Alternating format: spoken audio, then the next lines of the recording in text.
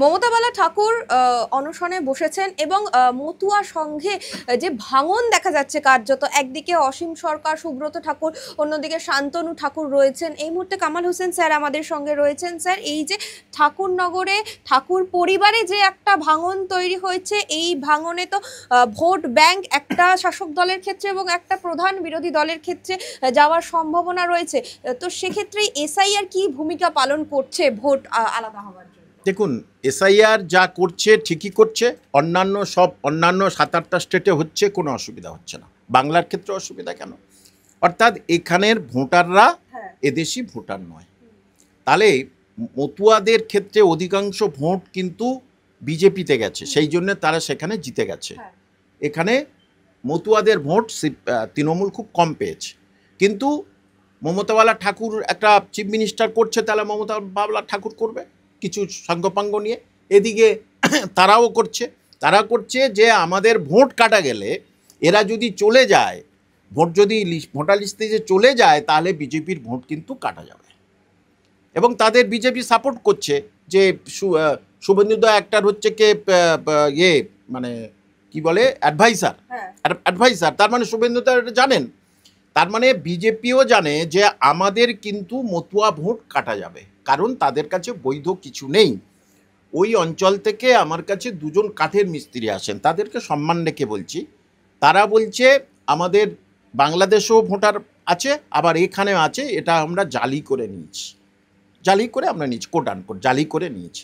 তাহলে এরকম প্রচুর ভোটার, মতুয়া সঙ্গের প্রচুর ভোটার, বা যারা মতুয়া নয়, বর্ডার এলাকায় বাস করে, তারা এই মিদনাপুরের একটা জায়গায়, সেখানের পুরো গ্রামটাই তাদের কোনো ভোটার কার্ড নেই, কিচ্ছু নেই, তারা বাংলাদেশি। তারা কিন্তু মুসলমান। আমি হিন্দু মুসলিম একদম চাই না, কিন্তু যে ভারতীয় না ভারতীয় নয়, সেখানে হিন্দু মুসলিম প্রশ্নটা যারা করছে, আমি বলবো তারা ভারতীয় সংবিধানকে লঙ্ঘন করছে। আমি একজন শিক্ষক, কে বাংলাদেশি কি হিন্দু কি মুসলিম আমি দেখব না। এবং এখানে পরিষ্কার করে বলছি, এখানে মুসলিম বাংলাদেশি খুব কম আছে, কিন্তু হিন্দু বাংলাদেশি অনেক আছে, যাদের বৈধ ভোটার নেই, বৈধ ভোটার কোনো কার্ড নেই, কোনো কিছু নেই। বাংলাদেশিরা মুসলমান যারা আসছে তারা খুব কম। এসে কোনো বাড়ি আসলো, তার মেয়ের সঙ্গে বিয়ে হলো, বাবা মাকে, শ্বশুর শাশুড়িকে মেয়ে জামাই বাবা বানালো, ওই রইল, এরকম ধরনের কিছু যাবে। এবার অনেকে আছে যারা ওখান থেকে এসে সল্টলেক এরিয়ায় ওই সব এলাকায় দোকান পাচারি করেছে। যখন আমরা ওই চ্যানেলগুলোতে যেতাম না, প্রচুর দোকান, এখন সেগুলো খালি হয়ে যাচ্ছে। যাওয়াটাই তো ভালো, কারণ তোমরা এদেশি নয়, তোমরা এদেশের সম্পদ ভোগ করবে কেন? তোমরা এদেশে রুজি রোজগারে থাবা মারবে কেন? তোমরা এদেশের গরিব লোকজনদের, তারা যে খেটে খাচ্ছে, সেখানে থাবা মারবে কেন?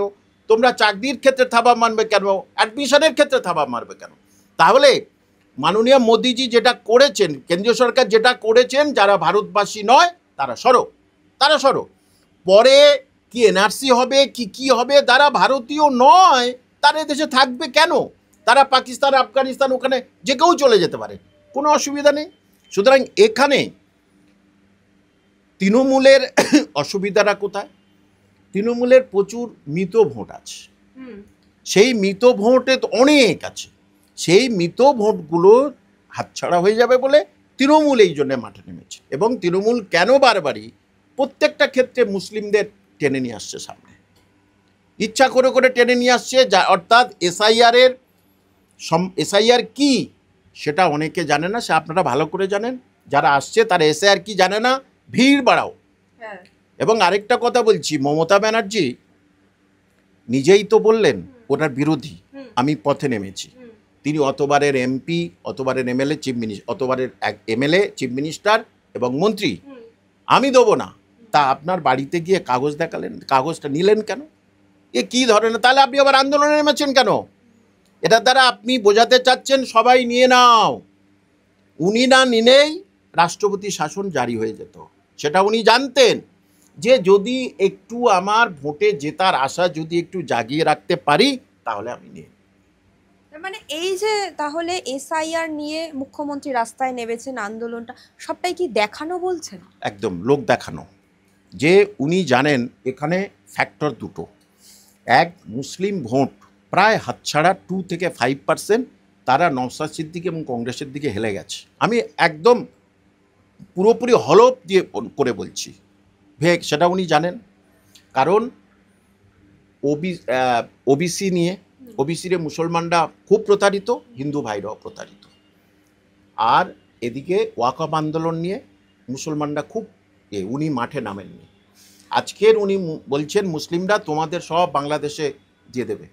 যাকে যাদের বৈধ কাগজপত্র নেই, সে হিন্দু হোক মুসলিম হোক চলে যাবে বাংলাদেশে। আর উনি এখানে দেখেছেন এই তালটা যদি মতুয়া ভোট আমি কিছু আমার কাছে নিতে পারি, কারণ মতুয়ারা অলরেডি তার অনশনে বসছে যে আমাদের বৈধ ভোটার কার্ডে নাম নেই, অনেক কিছু নেই। তাহলে সেইটা উনি চাচ্ছেন ওখানে যদি আমি কিছু ভাগ বসাতে পারি। রাজনৈতিক অভিসন্ধি, রাজনৈতিক স্বার্থ ছাড়া, ভোট বাক্স ছাড়া এই মুখ্যমন্ত্রী কোনোদিন পথে নামেনি, নামবে না।